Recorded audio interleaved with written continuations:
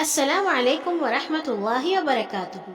ہنستے مسکراتے پیارے پیارے ننھے منھے ہوشیار سمجھدار بہت ہی اچھے ساتھیوں، کہانی گھر میں خوش آمدید، جہاں آپ روزانہ سنتے ہیں رنگ برنگی نئی پرانی ہنستی ہنساتی سیکھتی سکھلاتی سچی خیالی مزیدار کہانیاں۔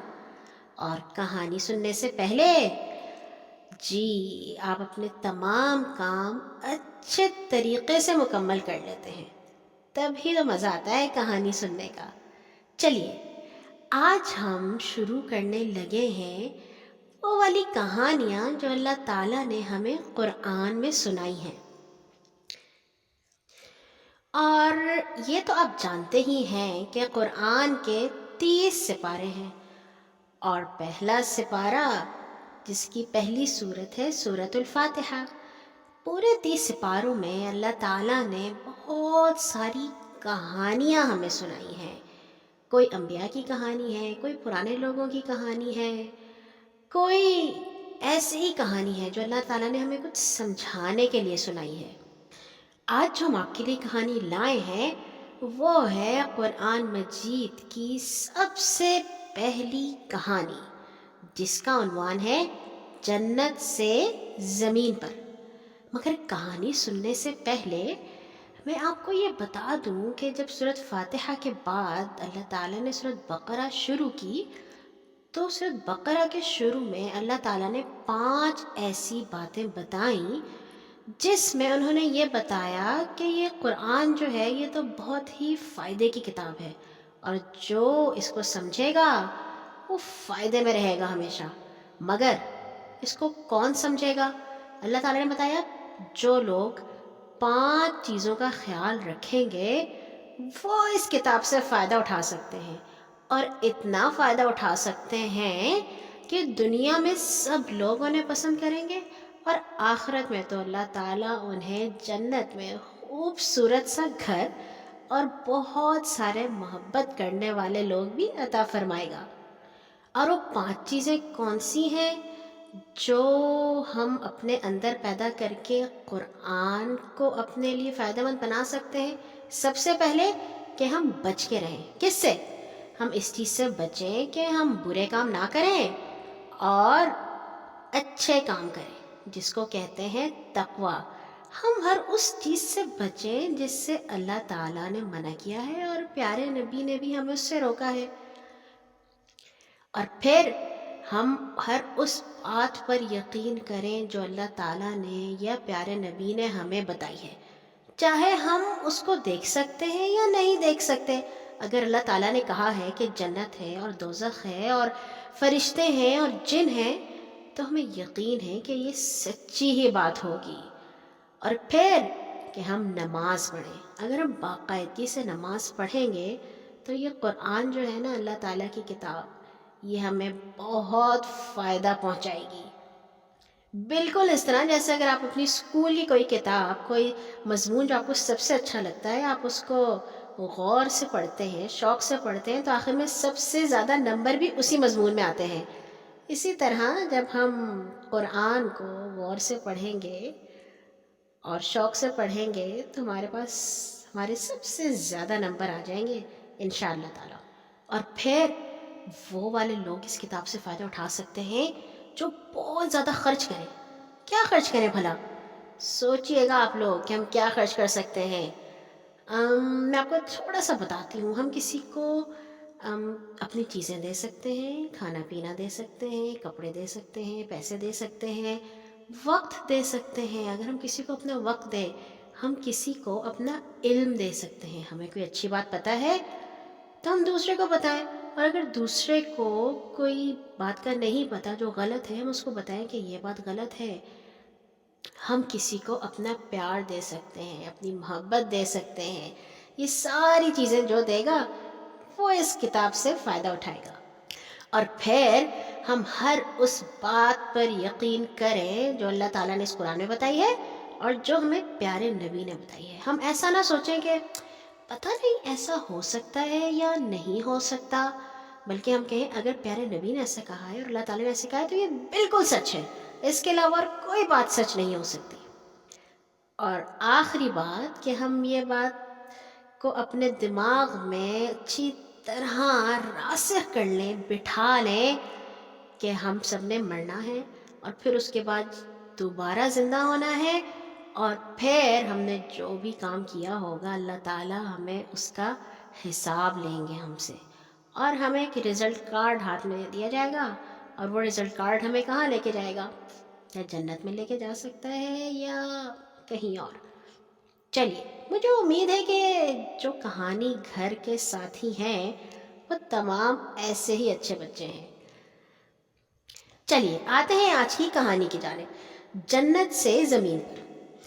ایک وقت تھا کہ اللہ تعالیٰ نے آسمان، زمین، جنت، دوزخ، فرشتے اور جن وغیرہ تو سب پیدا کر دیے تھے، لیکن انسان کو بھی پیدا نہیں کیا تھا۔ پھر وہ وقت آیا جب اللہ تعالیٰ نے چاہا کہ انسان کو پیدا کرے اور اس کو زمین میں بسائے، تو اللہ تعالیٰ نے فرشتوں سے فرمایا، میں زمین پر اپنا خلیفہ بنانے والا ہوں۔ اللہ تعالیٰ کے کہنے کا مطلب یہ تھا کہ میں کسی کو اپنا نائب بنا کر کچھ اختیارات کے ساتھ زمین پر بھیجنے والا ہوں، اور میرے اس خلیفہ یا نائب کو ہر کام میری مرضی اور میرے حکم کے مطابق کرنا ہوگا۔ فرشتوں نے کہا، اے اللہ، ہم تیری تعریف اور بندگی کر تو رہے ہیں، کیا تو زمین میں کسی ایسے کو مقرر کرنے والا ہے جو اس کے انتظام کو بگاڑ دے گا اور خون بہائے گا؟ اللہ تعالیٰ نے فرمایا، جو کچھ میں جانتا ہوں تم نہیں جانتے، اور سنو، میں سڑی ہوئی مٹی کے گارے سے انسان کا پتلا بنا رہا ہوں۔ جب میں اسے پورا بنا چکوں اور اس میں روح پھونک دوں تو میرا حکم ملنے پر اس کے آگے سجدے میں گر جانا۔ جب یہ پتلا بن کر تیار ہو گیا اور اللہ نے اس میں جان ڈال دی تو وہ گوشت پوست کا ایک چلتا پھرتا انسان بن گیا۔ ننھے ساتھیوں، یہ پہلے انسان حضرت آدم علیہ السلام تھے۔ اللہ تعالیٰ نے ان کو پیدا کرنے کے بعد سب چیزوں کے نام سکھائے، تمام علم ان کو سکھایا، پھر انہیں فرشتوں کے سامنے پیش کیا اور کہا، فرشتوں، اگر تم سچے ہو تو مجھے ان چیزوں کے نام بتاؤ۔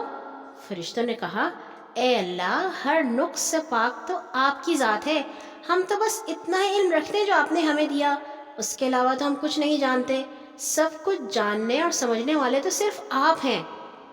پھر اللہ تعالیٰ نے آدم علیہ السلام سے کہا، تم انہیں ان سب چیزوں کے نام بتاؤ۔ جب آدم علیہ السلام نے ان کو ان سب چیزوں کے نام بتا دیے تو اللہ نے فرمایا، میں نے تم سے کہا تھا نا کہ میں آسمانوں اور زمین کی ساری چیزوں کو جانتا ہوں، جو کچھ تم ظاہر کرتے ہو وہ بھی مجھے معلوم ہے، اور جو کچھ تم چھپاتے ہو اسے بھی میں جانتا ہوں۔ پھر اللہ تعالیٰ نے فرشتوں کو حکم دیا کہ آدم کے آگے سجدہ کرو۔ وہ سب سجدے میں گر پڑے، مگر ایک جن، ابلیس، اس نے سجدہ کرنے سے انکار کر دیا۔ ابلیس کے معنی ہیں بہت ہی مایوس، مگر یہاں ابلیس اس جن کا نام ہے جس نے سجدہ کرنے سے انکار کر دیا۔ ابلیس کو شیطان اور خناس بھی کہا گیا ہے۔ ابلیس اس وقت فرشتوں کے ساتھ رہا کرتا تھا۔ اللہ تعالیٰ نے پوچھا، ابلیس، تمہیں کیا ہوا ہے، سجدہ کیوں نہیں کیا؟ اس نے کہا، میرا یہ کام نہیں کہ میں اس انسان کو سجدہ کروں جسے تو نے سڑی ہوئی مٹی کے سوکھے گارے سے پیدا کیا ہے، میرا رتبہ تو اس سے بڑا ہے کیونکہ مجھے تو نے آگ سے پیدا کیا ہے۔ اللہ تعالیٰ نے ناراض ہو کر فرمایا، یہاں سے فوراً نکل جاؤ، تمہیں کوئی حق نہیں کہ یہاں بڑائی کا اور گھمنڈ کرو، تم تو ان لوگوں میں سے ہو جو خود ذلیل ہونا چاہتے ہیں، قیامت تک تمہارے پر لعنت ہے۔ ابلیس نے کہا، میرے رب یہ بات ہے تو پھر قیامت کے دن تک مجھے مہلت دے دو۔ اللہ تعالیٰ نے فرمایا، تمہیں اس دن تک مہلت ہے جس کا وقت صرف مجھے معلوم ہے۔ اب ابلیس کہنے لگا، میرا آپ سے وعدہ ہے، میں قیامت تک انسانوں کو سیدھے راستے سے بھٹکاتا رہوں گا۔ اللہ تعالیٰ کہنے لگے، تمہارا زور سچے دل سے میری بندگی کرنے والوں پہ نہیں چلے گا، صرف ان بھٹکے ہوئے لوگوں پر ہی چلے گا جو تمہارے پیچھے چلنا چاہیں گے۔ میں تمہیں اور ان سب لوگوں سے دوزخ کو بھر دوں گا۔ اللہ تعالیٰ نے حضرت آدم علیہ السلام کے ساتھ رہنے کے لیے اپنی قدرت سے ان کی بیوی بھی پیدا کر دی۔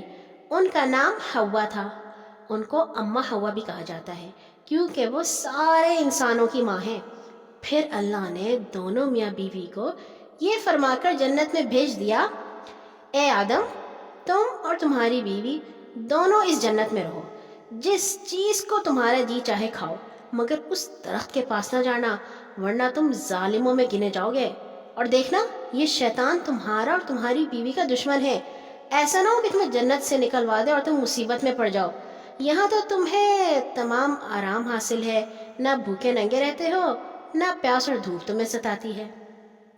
آدم اور حوا مزے سے جنت میں رہنے لگے، لیکن شیطان جو ان کا پکا دشمن تھا، ان کی طاق میں تھا، وہ ان کے پاس جا پہنچا اور اپنی چکنی چپڑی باتوں سے ظاہر کیا کہ ان کی بھلائی چاہنے والا ہے۔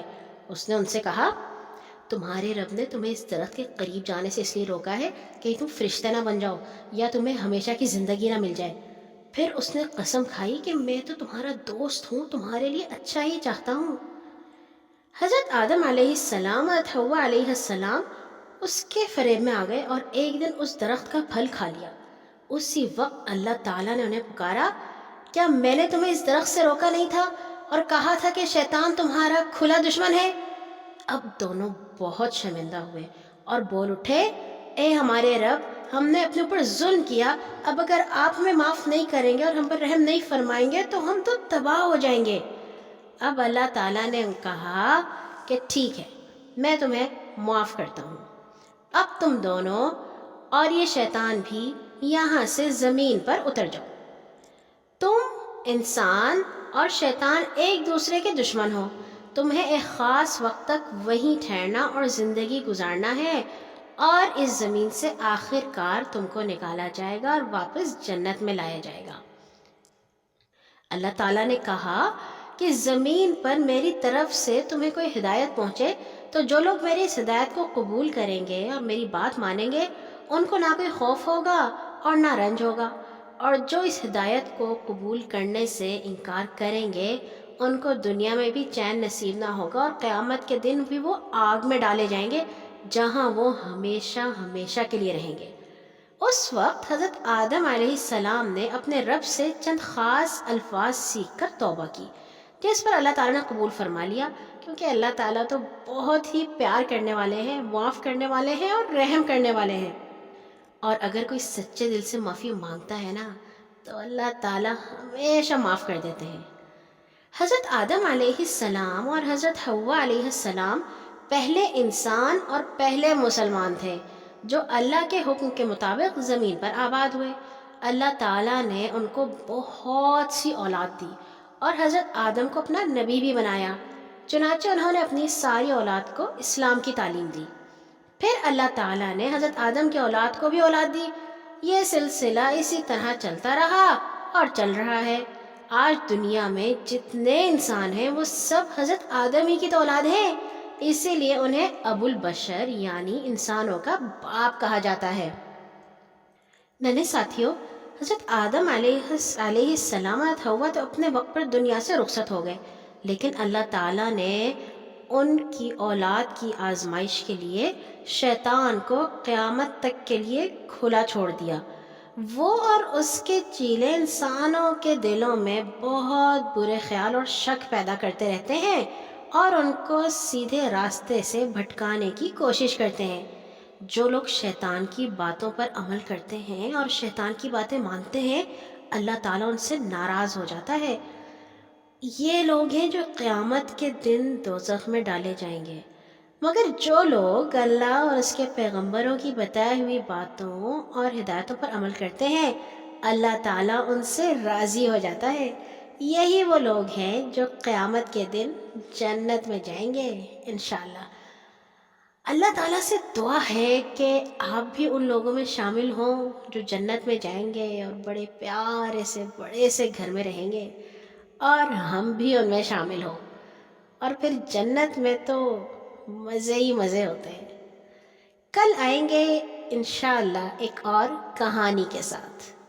سونے سے پہلے اپنے لیے اور تمام مسلمانوں کے لیے دعا کرنا مت بھولیے گا۔ اللہ حافظ۔